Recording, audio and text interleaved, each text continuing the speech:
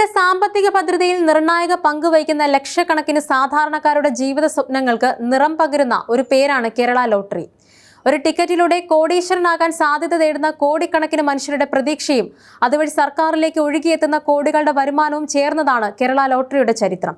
എന്നാൽ ഈ മാസം 11-ാം തീയതിക്ക് ശേഷം ലോട്ടറി ടിക്കറ്റ് എടുക്കുന്നവർ നിർബന്ധമായും അറിഞ്ഞിരിക്കേണ്ട ചില സുപ്രധാന മാറ്റങ്ങളാണ് വരാൻ പോകുന്നത്. സാധാരണക്കാരന്റെ പോക്കറ്റിൽ നിന്നും സർക്കാരിന്റെ ഖജനാവിലേക്ക് എത്തിച്ചേരുന്ന ഓരോ രൂപയ്ക്കും കൃത്യമായ രേഖകൾ ഉണ്ടാകണമെന്ന ധാർമ്മിക ഉത്തരവാദിത്തം സർക്കാർ ഏറ്റെടുക്കുന്നതിന്റെ ഭാഗമായാണ് ഈ മാറ്റങ്ങൾ.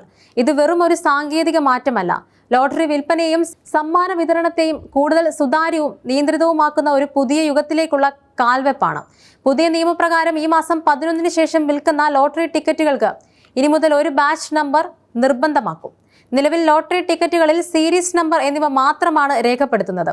എന്നാൽ ഈ ബാച്ച് നമ്പർ കൂടി വരുന്നതോടെ ഓരോ ടിക്കറ്റിന്റെയും ഉത്ഭവം മുതൽ വിൽപ്പന വരെയുള്ള എല്ലാ വിവരങ്ങളും കൂടുതൽ കൃത്യതയോടെ രേഖപ്പെടുത്തപ്പെടും. ഇതെന്തിനാണ് എന്ന ചോദ്യം സ്വാഭാവികമായും ഉയർന്നു വരാം. ഇതിന് വ്യക്തമായ ഉത്തരങ്ങളുണ്ട്. ഒന്നാമതായി, സുതാര്യത വർദ്ധിപ്പിക്കുക എന്നതാണ് പ്രധാന ലക്ഷ്യം.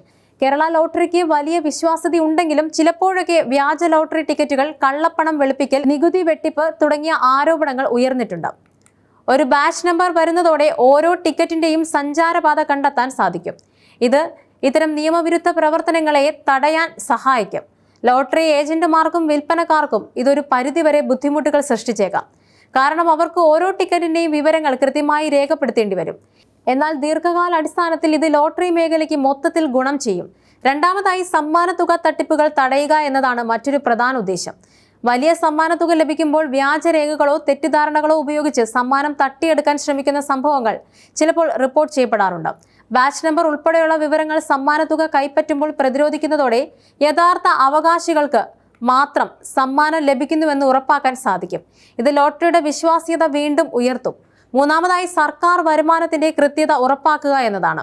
ലോട്ടറി വിൽപ്പനയിലൂടെ സർക്കാരിന് ലഭിക്കുന്ന വരുമാനം സംസ്ഥാനത്തിന്റെ വികസന പ്രവർത്തനങ്ങൾക്ക് വളരെ പ്രധാനമാണ്.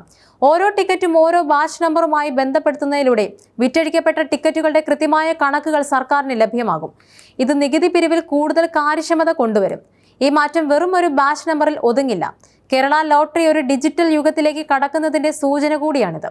ഓരോ ബാച്ച് നമ്പറിനും അനുബന്ധമായി QR കോഡോ മറ്റ് ഡിജിറ്റൽ ട്രാക്കിംഗ് സംവിധാനങ്ങളോ ഭാവിയിൽ വരാനിടയുണ്ട്. ഇത് ലോട്ടറി ടിക്കറ്റുകളുടെ വിൽപ്പന മുതൽ സമ്മാന വിതരണം വരെയുള്ള കാര്യങ്ങൾ കൂടുതൽ വേഗത്തിലാക്കുകയും മനുഷ്യ ഇടപെടൽ കുറയ്ക്കുകയും ചെയ്യും. ഇതുവഴി അഴിമതിക്കുള്ള സാധ്യത കുറയ്ക്കാനും കാര്യക്ഷമത വർദ്ധിപ്പിക്കാനും സാധിക്കും. ഡിജിറ്റൽ ടിക്കറ്റുകൾ, ഓൺലൈൻ വിൽപ്പന തുടങ്ങിയ ആശയങ്ങൾ ഇനിയും കേരള ലോട്ടറിയിൽ വ്യാപകമായിട്ടില്ലെങ്കിലും ഈ ബാച്ച് നമ്പർ സംവിധാനം അത്തരമൊരു ഭാവിക്കുള്ള അടിത്തറയിടുകയാണ്. മറ്റ് സംസ്ഥാനങ്ങളിലും വിദേശ രാജ്യങ്ങളിലും ലോട്ടറി ഡിജിറ്റൽ പ്ലാറ്റ്ഫോമുകളിലേക്ക് മാറിയപ്പോൾ ലഭിച്ച വിജയഗാഥകൾ കേരള സർക്കാരിനും മാതൃകയാക്കാവുന്നതാണ്. ഇത് ലോട്ടറിയുടെ പ്രചാരം വർദ്ധിപ്പിക്കാനും പുതിയ തലമുറയിലേക്ക് ലോട്ടറിയെ എത്തിക്കാനും സഹായിക്കും.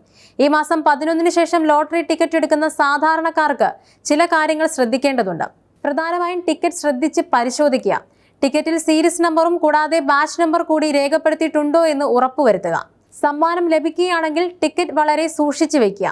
ബാച്ച് നമ്പർ ഉൾപ്പെടെയുള്ള എല്ലാ വിവരങ്ങളും കൃത്യമാണെന്ന് ഉറപ്പാക്കുക. പുതിയ സംവിധാനം വരുന്നതോടെ വ്യാജ ടിക്കറ്റുകളുടെ പ്രചാരണം കുറയുമെങ്കിലും ജാഗ്രത കൈവിടരുത്. അംഗീകൃത ഏജന്റുമാരിൽ നിന്നും വിൽപ്പനക്കാരിൽ നിന്നും മാത്രം ടിക്കറ്റുകൾ വാങ്ങുക. ലോട്ടറി ഏജന്റുമാർക്ക് ഈ പുതിയ മാറ്റവുമായി പൊരുത്തപ്പെടാൻ കുറച്ച് സമയം വേണ്ടിവരും. അവരുടെ നിർദ്ദേശങ്ങൾ ശ്രദ്ധിക്കുകയും സഹകരിക്കുകയും ചെയ്യുക. പുതിയ മാറ്റങ്ങൾ ലോട്ടറി ഏജന്റുമാർക്ക് ചില വെല്ലുവിളികൾ ഉയർത്തിയേക്കാം. ഓരോ ടിക്കറ്റിന്റെയും ബാച്ച് നമ്പർ രേഖപ്പെടുത്തുന്നതിനും വിൽപ്പന വിവരങ്ങൾ കൃത്യമായി നിലനിർത്തുന്നതിനും അവർക്ക് കൂടുതൽ ശ്രദ്ധ ആവശ്യമായി വരും. ഇതൊരുപക്ഷെ അവരുടെ ജോലിഭാരം വർദ്ധിപ്പിച്ചേക്കാം. എന്നാൽ ലോട്ടറി ബോർഡും സർക്കാരും ഏജന്റുമാർക്ക് ആവശ്യമായ പരിശീലനവും പിന്തുണയും നൽകി ഈ മാറ്റം സുഗമമാക്കാൻ ശ്രമിക്കുമെന്നും കരുതാം. ദീർഘകാല അടിസ്ഥാനത്തിൽ ഈ മാറ്റം ലോട്ടറി മേഖലയെ കൂടുതൽ സുരക്ഷിതവും വിശ്വസനീയവുമാക്കും. ഇത് ഏജന്റുമാർക്ക് ഗുണകരമാകും. കാരണം വിശ്വാസ്യത വർദ്ധിക്കുമ്പോൾ ഉപഭോക്താക്കളുടെ എണ്ണവും വിൽപ്പനയും വർദ്ധിക്കാൻ സാധ്യതയുണ്ട്. കേരള ലോട്ടറിക്ക് സമ്പന്നമായ ഒരു ചരിത്രവുമുണ്ട്. സംസ്ഥാനത്തിന്റെ സാമ്പത്തിക ഭദ്രതയിൽ ഇത് നിർണായക പങ്ക് വഹിച്ചിട്ടുണ്ട്. നിരവധി കുടുംബങ്ങൾക്ക് ഇത് സാമ്പത്തിക സുരക്ഷിതത്വം നൽകി. ഈ പുതിയ മാറ്റങ്ങൾ ലോട്ടറി മേഖലയെ കൂടുതൽ ആധുനികവൽക്കരിക്കാനും ലോകോത്തര നിലവാരത്തിലേക്ക് ഉയർത്താനും സഹായിക്കും. ലോട്ടറി ഒരു ചൂതാട്ടമായി കണക്കാക്കപ്പെടുന്നുണ്ടെങ്കിലും കേരളത്തിൽ അത് ഒരു സാമൂഹ്യ സുരക്ഷാ വലയം കൂടിയാണ്. അതിന്റെ വരുമാനം നിർധനരായവർക്ക് പെൻഷൻ നൽകാനും രോഗികൾക്ക് ചികിത്സാ സഹായം നൽകാനും മറ്റ് സാമൂഹിക പദ്ധതികൾ നടപ്പിലാക്കാനും ഉപയോഗിക്കുന്നു. അതുകൊണ്ട് ലോട്ടറി മേഖലയിലെ ഏതൊരു മാറ്റവും സാമൂഹിക പ്രാധാന്യമുള്ളതാണ്. ഈ മാറ്റം ഒരു പുതിയ തുടക്കമാണ്. ഇത് കേരള ലോട്ടറിയുടെ ഭാവിക്ക് ശുഭസൂചന നൽകുന്നു. കൂടുതൽ സുതാര്യവും കാര്യക്ഷമവുമായ ഒരു ലോട്ടറി സംവിധാനം ഉപയോക്താക്കൾക്കും സർക്കാരിനും ഒരുപോലെ പ്രയോജനകരമാകും. അതിനാൽ ഈ മാസം 11-ന് ശേഷം ലോട്ടറി ടിക്കറ്റ് എടുക്കാൻ പോകുന്നവർ ഈ മാറ്റങ്ങളെക്കുറിച്ച് അറിഞ്ഞിരിക്കേണ്ടത് അത്യന്താപേക്ഷിതമാണ്. ഭാഗ്യം തേടുന്ന ഓരോ മലയാളിക്കും പുതിയ മാറ്റങ്ങളോടെ കൂടുതൽ സുതാര്യവും സുരക്ഷിതവുമായ ഒരു ലോട്ടറി അനുഭവം ലഭിക്കുമെന്ന് പ്രത്യാശിക്കാം. ഇത് കേവലം നിയമപരമായ മാറ്റങ്ങൾ മാത്രമല്ല, ഒരു വ്യവസായം കാലത്തിനനുസരിച്ച് മാറാൻ തയ്യാറാണെന്നുള്ളതിന്റെ വ്യക്തമായ പ്രഖ്യാപനം കൂടിയാണ്. കേരള ലോട്ടറി അതിന്റെ പാരമ്പര്യവും വിശ്വാസ്യതയും നിലനിർത്തിക്കൊണ്ട് ആധുനിക സാങ്കേതിക വിദ്യയെ എങ്ങനെ ഉൾക്കൊള്ളുന്നുവെന്ന് വരും ദിവസങ്ങളിൽ നമുക്ക് കാണാൻ സാധിക്കും.